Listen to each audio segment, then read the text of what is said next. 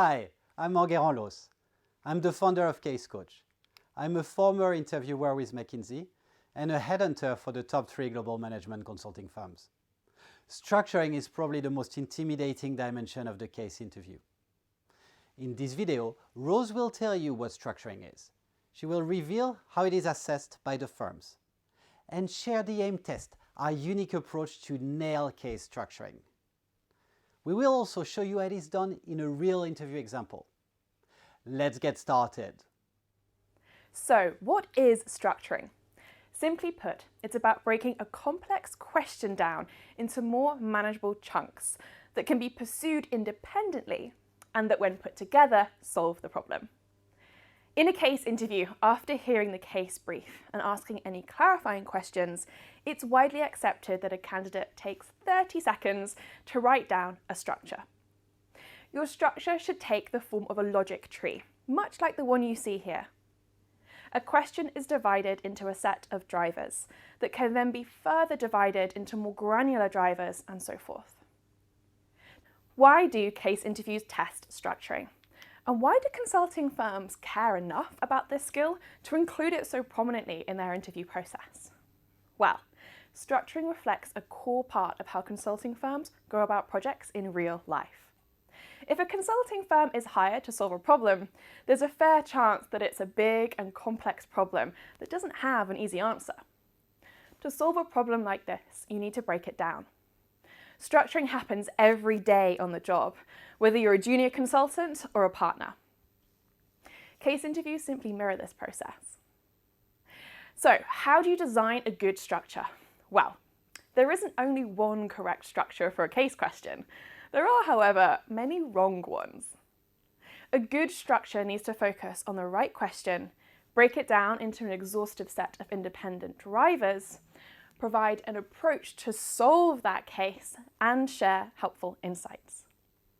To make it easier to remember, we have summarized this into the AIM test, or AIM test. That stands for Answer Focused, Insightful, and MECE.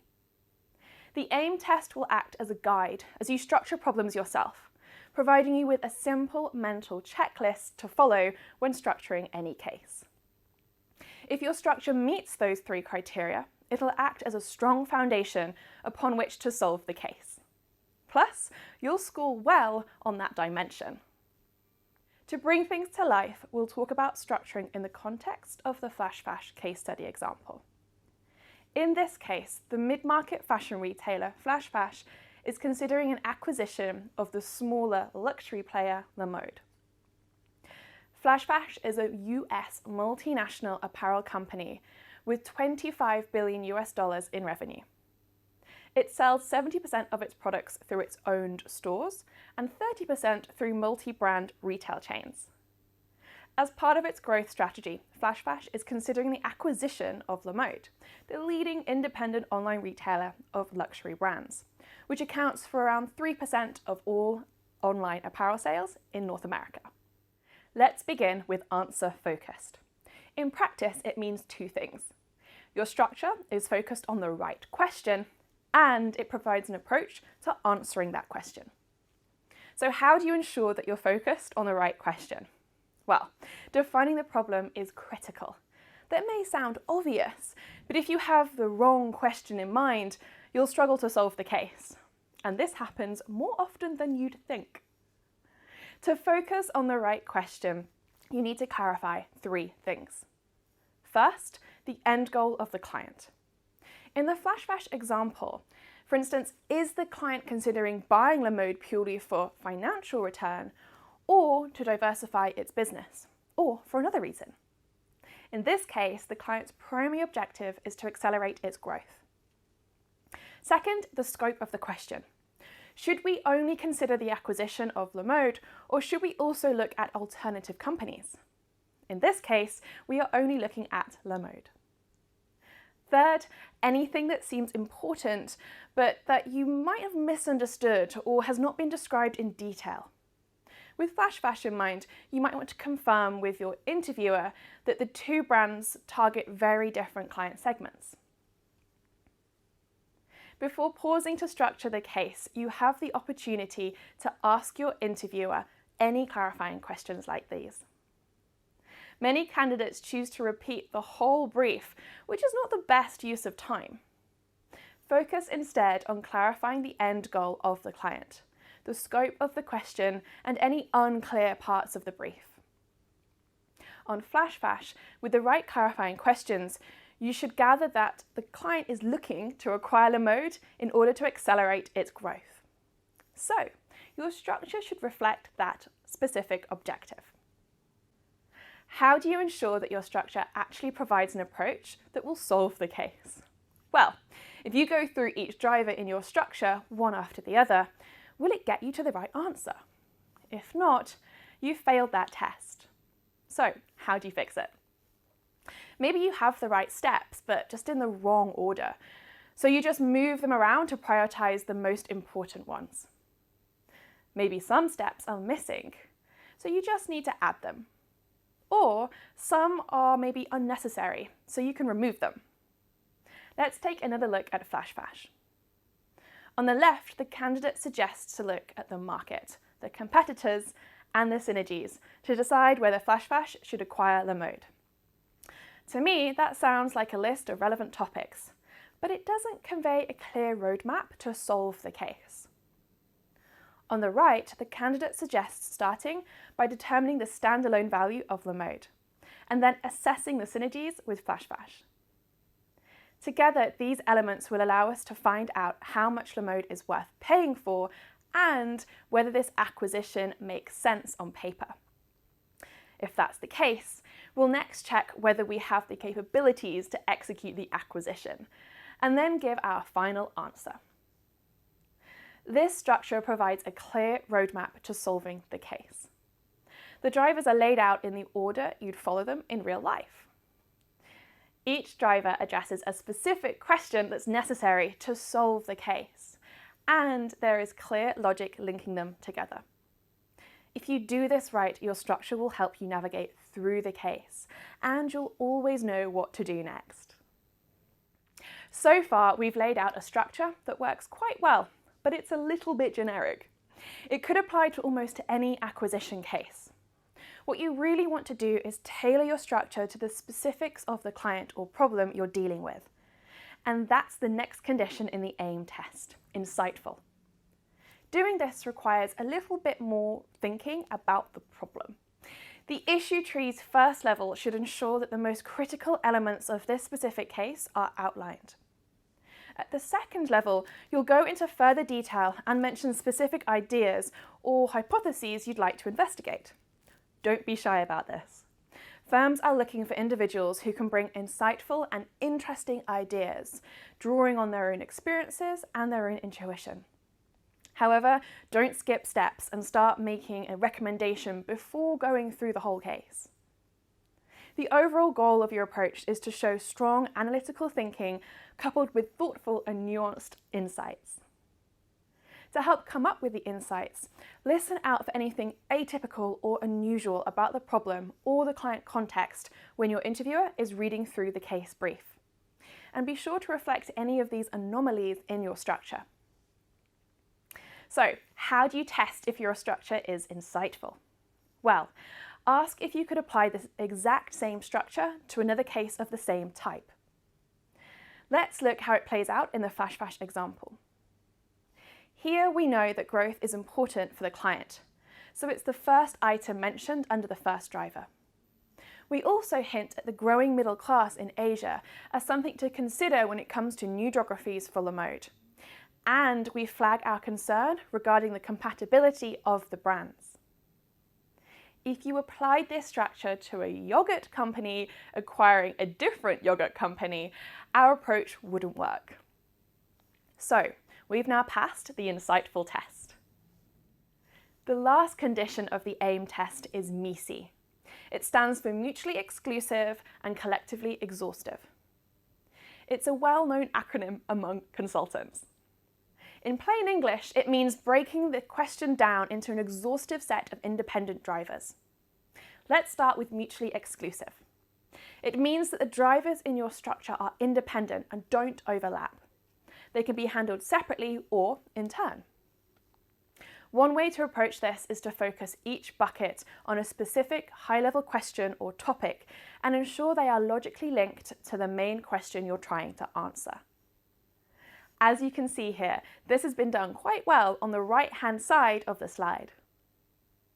We've identified 3 distinct high-level topics which can help us answer the case question.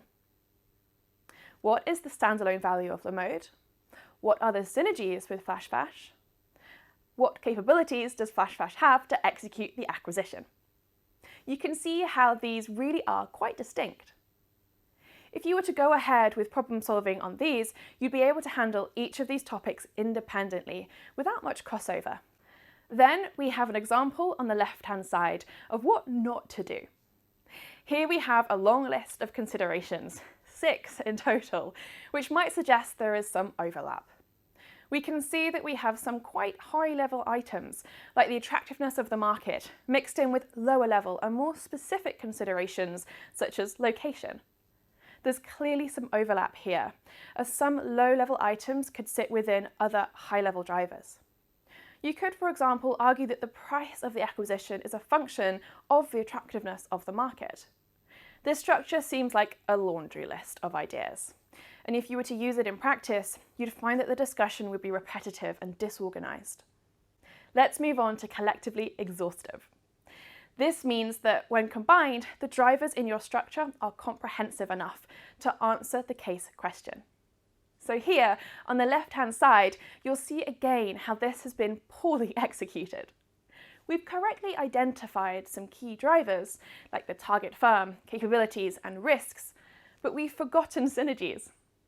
I'd argue that exploring potential synergies between the 2 companies is critical in answering this case question. How do you check that your structure is exhaustive? Well, ask yourself whether all the ideas you have about the question could find a home in your structure. If that's not the case, then your structure might have gaps and will prevent you from solving the problem effectively. Overall, try to make your approach as MECE as possible, but bear in mind that your structure will never be completely exhaustive. There's likely to be some small overlap among your key drivers, and that's fine. All right, so the AIM test is a checklist to help build an effective case structure. If your structure is answer-focused, insightful, and MECE, it will be highly effective. Over time, this checklist will just become second nature to you. How you communicate your structure is equally as important as the structure itself, and should be done as effectively as possible. First, flag each of the first-level drivers you've identified, and then systematically go into the individual details of each driver. It's almost like you're doing 2 loops. First, a high-level skim of each of your buckets, as seen in step 1 of this slide, and second, a detailed outline of their individual components. This is how consultants actually communicate. We call it top-down communication. And this will give the interviewer immediate clarity on your overall approach. They'll know where you're going, when to interrupt, and will overall be more engaged in the conversation. Unfortunately, this is not how most people communicate.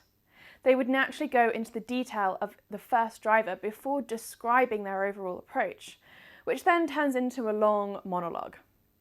If you do this, you'll lose your interviewer and forego their input.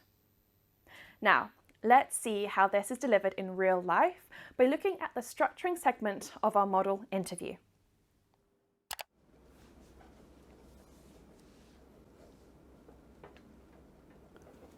Okay. All right.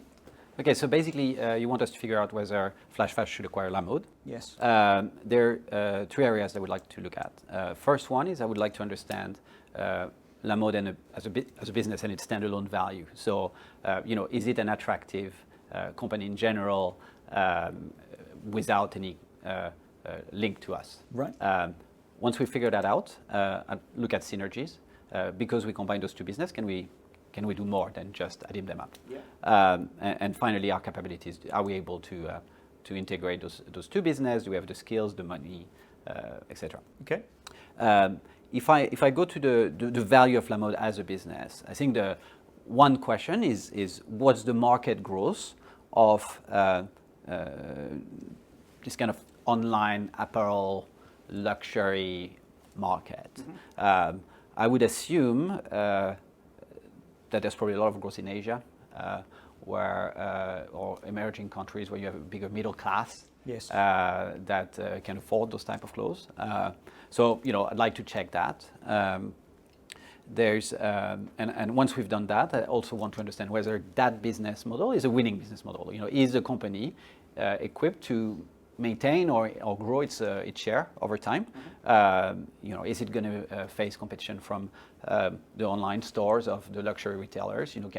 Is Chanel and all these others, are they going to distribute directly online rather than going through people like La Mode? I think that's an important question. Okay. If we figure out, that actually there's something here, and the value of the business is below, what it could get to given the growth of the market and their positioning, then that's interesting. But we'd want to look after that to the synergies, as I said. And that's my... What do you have in mind? For synergies? Yeah. Well, we want to understand whether if we combine the business, can we accelerate our growth? For instance, maybe we can sell our products to their websites and their brand, and maybe that will help us grow our core business. I have to say I'm a little skeptical about this because they have a luxury positioning, we have a mid-market positioning, so I'm not sure there's synergies there. There could be some synergies in terms of cost. Because I'm sure we will have some, and we have some overlapping footprint. So I would think, for instance, our online operations, logistics, delivery, customer service, maybe there is a way to combine those and decrease our cost. Right. So I would look in depth at those synergies, both in cost and revenue, and capabilities. Here it's going. I mentioned a few ideas before. Around our skills and our know-how. Obviously, it looks like our know-how, flash is really about being super quick at manufacturing new styles. Yes. Not sure to what extent that would be helpful to La Mode. I'm not sure. Basically, we're leveraging our core capability with. Right. Okay. Makes sense. I think those all sound like reasonable areas to explore. Okay. You should now know what structuring means and how to recognise a good one. If you want to learn more about case structuring, join our interview prep course on CaseCoach.com. There you will learn the top 10 frameworks to solve the most common case questions. And you'll learn how to craft bespoke structures for less typical case questions. Thank you for watching till the end. If you found the video helpful, don't forget to give it a thumbs up. Now, if you'd like to get more free video and prep material, just follow the link below to sign up to our mailing list. See you soon on CaseCoach.com.